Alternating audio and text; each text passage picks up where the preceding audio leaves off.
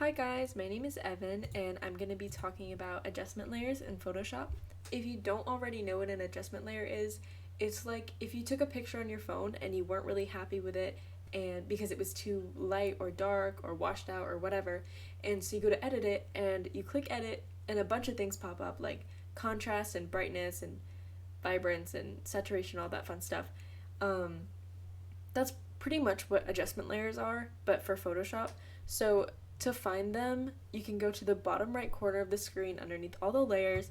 There's a little circle that's kind of half white and half black, and you just click on it, and a whole bunch of things come up, like what would happen if you were going to edit a photo on your phone.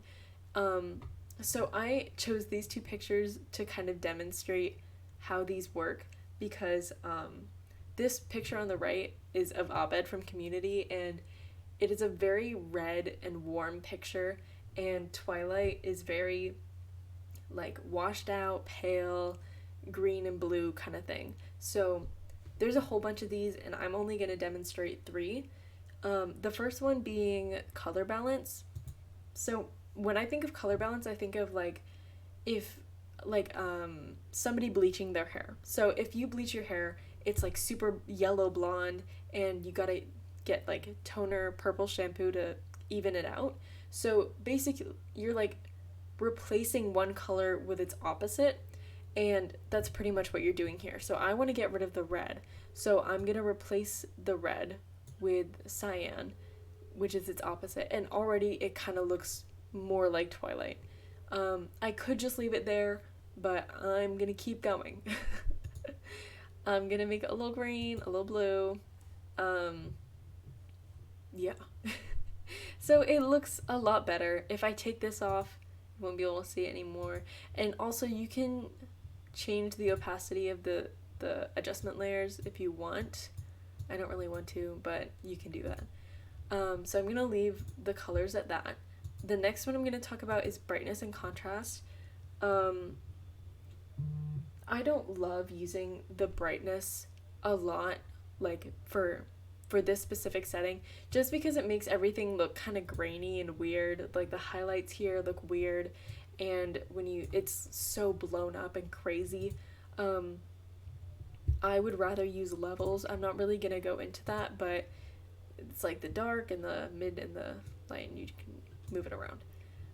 So I'm gonna take that off real quick. Cool.